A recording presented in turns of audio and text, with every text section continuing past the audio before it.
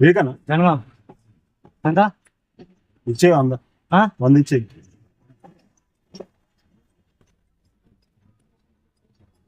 hello